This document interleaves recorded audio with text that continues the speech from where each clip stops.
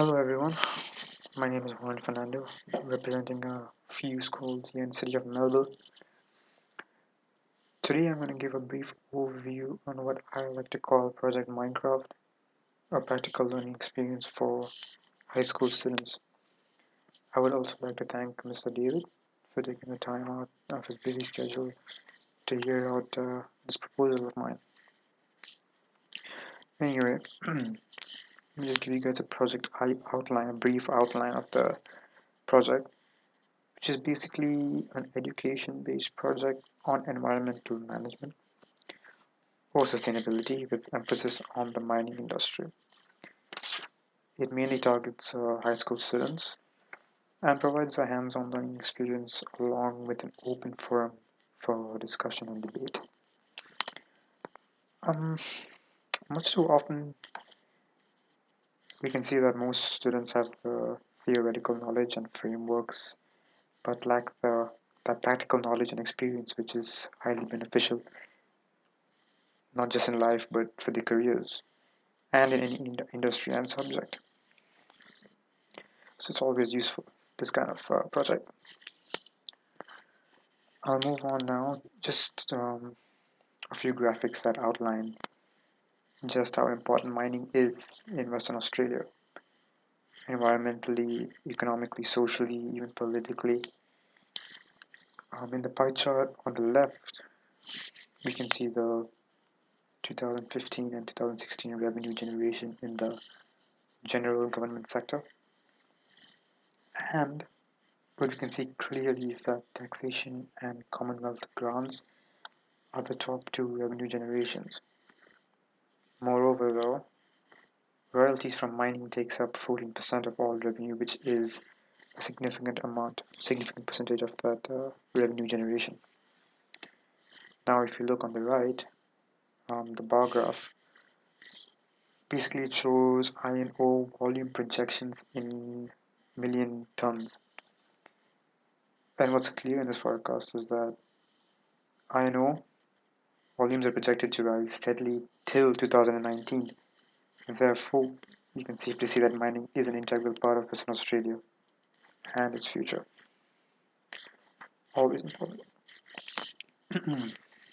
um, One more slide of facts for you. And in this pie chart, we can see the asset investment program for 2015 and 2016.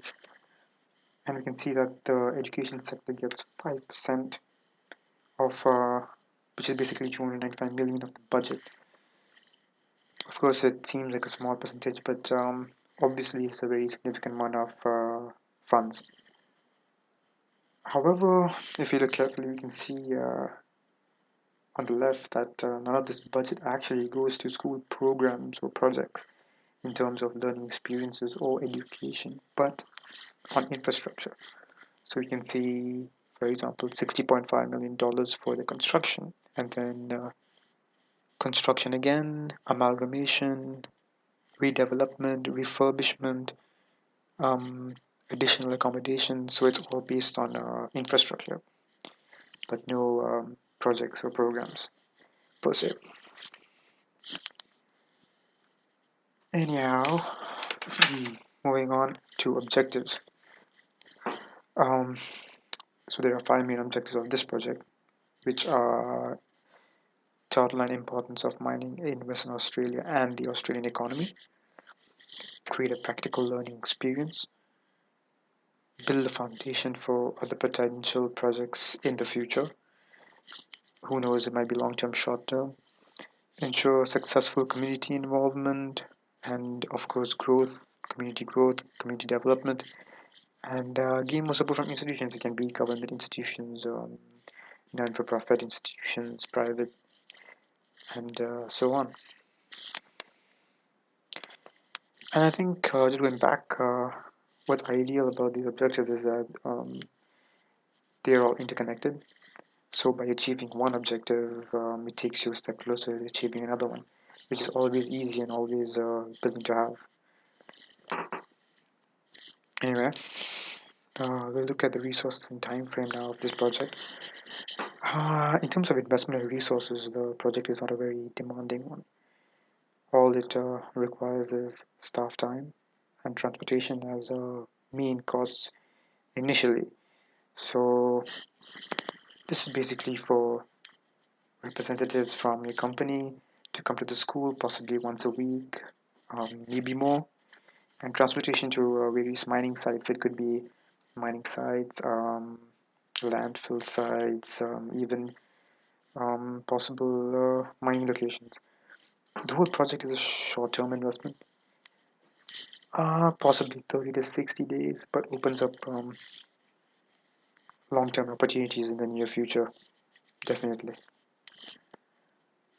And obviously, there are a few benefits I'll outline right now to both body of this project. Um, One is that this project could be a stepping stone to future learning strategies or standards. Also, for your company, increases reputation, creates good public relations, which can also in turn open future community engagement opportunities and learning programs. So overall, it creates a good rapport with the community, both public and private.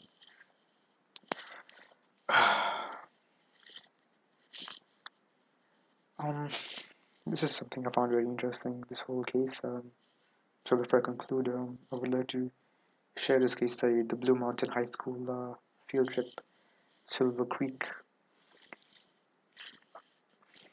I'll just go back to these pictures a bit later on.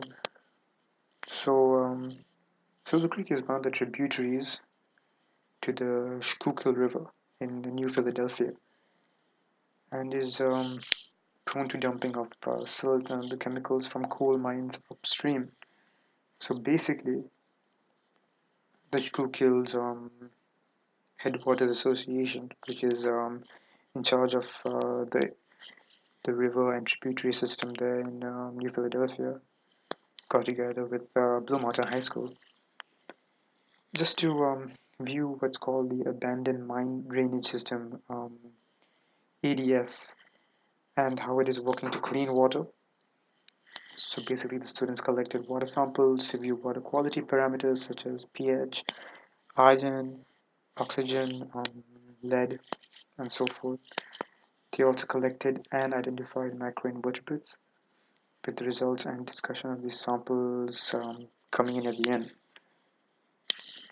And I think what's important about this whole field trip is that it's clear, that this type of exposure gets the students more involved. And you can definitely see this on the pictures in this slide and the slide previously, right now. Um, they get that valuable practical experience and knowledge, and it always helps in the future if people have this knowledge, so they can pass it on, and hopefully make things more efficient. Anyhow, moving swiftly on. Um, this is something I found very interesting. Just to finally would like to share something, which is a quote out of the last will and testament of Benjamin Franklin, one of the founding fathers of the USA. And I'll just give you a moment to read that. Basically, what it says is that he left money behind in his will to ensure the Schuylkill River was properly taken care of, which I think is which I think says a lot, personally and both publicly as well. I mean, in the past there was so much silt deposition that the river flooded its banks and trade stopped, which is why it was a big issue. And to put this kind of thing in your will is pretty brilliant. Anyway, I would like to thank everyone and Mr. David for listening to this project proposal. And if anyone has any questions and feedback, Mr. David has my contact information. It will be much appreciated. Thank you once again, and have a lovely day.